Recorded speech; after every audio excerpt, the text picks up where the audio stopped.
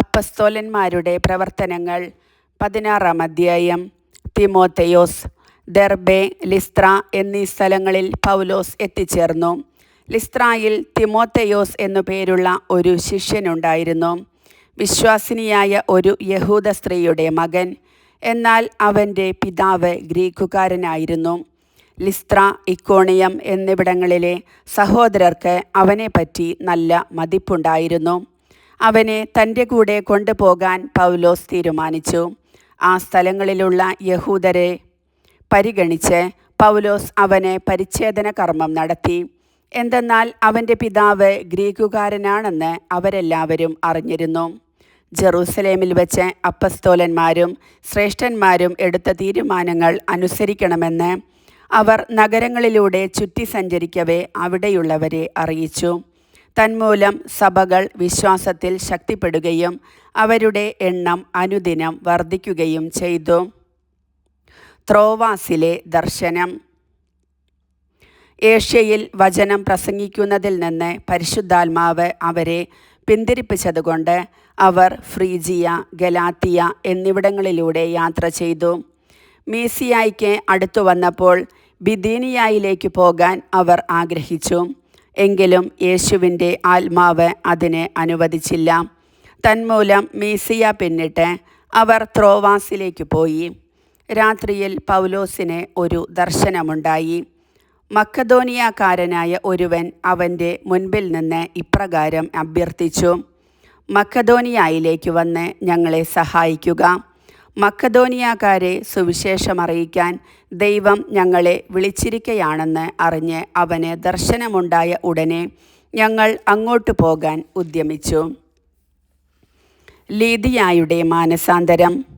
ത്രോവാസിൽ നിന്ന് ഞങ്ങൾ കപ്പൽ കയറി നേരിട്ട് സമോത്രാക്കയിലേക്ക് യാത്ര ചെയ്തു. അടുത്ത ദിവസം നെയാപ്പൊളിസിലേക്കും അവിടെ നിന്ന് ഫിലിപ്പിയിലേക്കും പോയി. അത് മക്കദോനിയായുടെ ആ ഭാഗത്തെ പ്രധാന നഗരവും റോമായുടെ അധികാരത്തിലുള്ള സ്ഥലവുമായിരുന്നു. കുറേ ദിവസം ഞങ്ങൾ ആ നഗരത്തിൽ താമസിച്ചു. നഗര കവാടത്തിന് പുറത്ത് നദീതീരത്ത് ഒരു പ്രാർത്ഥനാ കേന്ദ്രമുണ്ടെന്ന് തോന്നിയതിനാൽ അവിടേക്ക് ഞങ്ങൾ പോയി.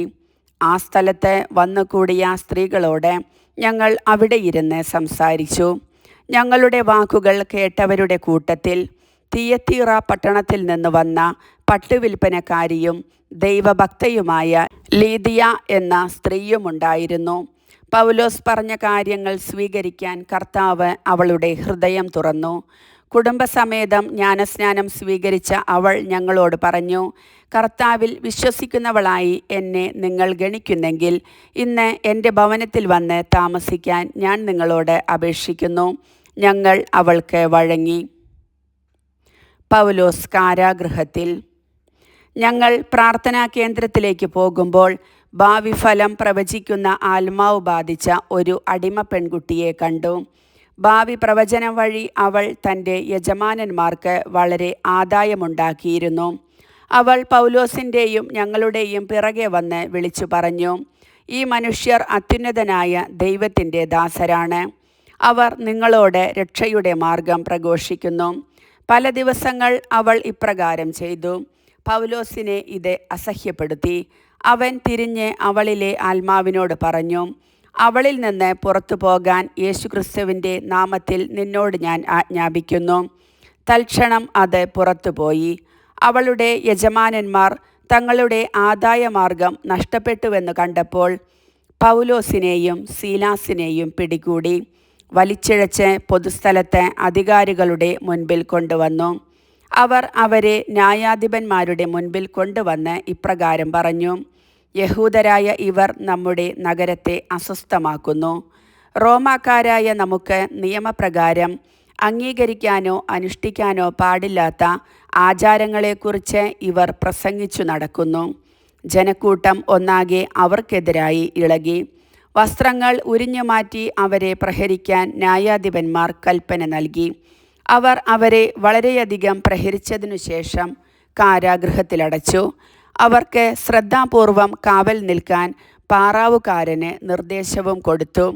അവൻ കൽപ്പന പ്രകാരം അവരെ കാരാഗൃഹത്തിൻ്റെ ഉള്ളറയിലാക്കി കാലുകൾക്ക് ആമം വച്ചു. തടവറയിലെ അത്ഭുതം. അർദ്ധരാത്രിയോടടുത്ത് പൗലോസും സീലാസും കീർത്തനം പാടി ദൈവത്തെ സ്തുതിക്കുകയായിരുന്നു.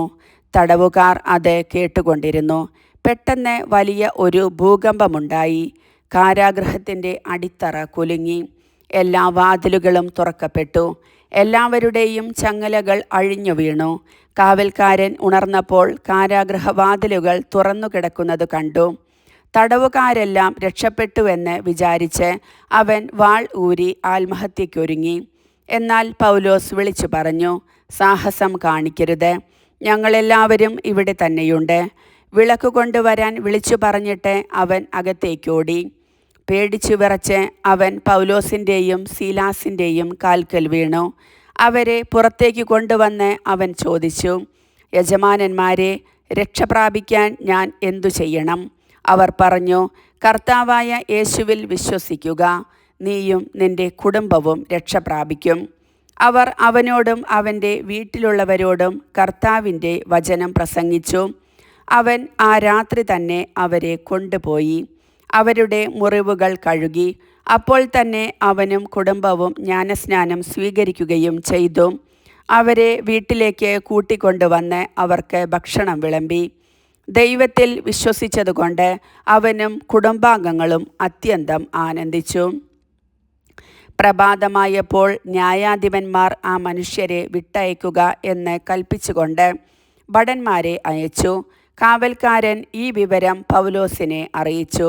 ന്യായാധിപന്മാർ നിങ്ങളെ വിട്ടയക്കണമെന്ന് കൽപ്പിച്ചുകൊണ്ട് ആളയച്ചിരിക്കുന്നു.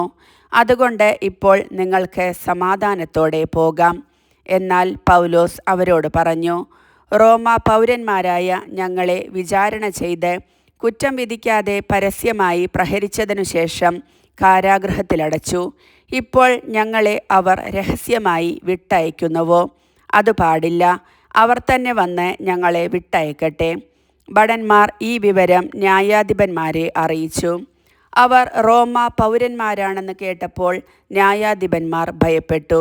അതിനാൽ അവർ വന്ന് അവരോട് ക്ഷമായാചനം ചെയ്യുകയും അവരെ പുറത്തു കൊണ്ടുവന്ന് നഗരം വിട്ടു പോകണമെന്ന് അവരോട് അഭ്യർത്ഥിക്കുകയും ചെയ്തു. അവർ കാരാഗൃഹത്തിൽ നിന്ന് പുറത്തു വന്ന് ലീദിയായുടെ വീട്ടിലേക്ക് പോയി. സഹോദരരെ കണ്ട് ഉപദേശങ്ങൾ നൽകിയതിനു ശേഷം അവർ അവിടെ നിന്ന് യാത്ര തിരിച്ചു. കർത്താവിൻ്റെ വചനം.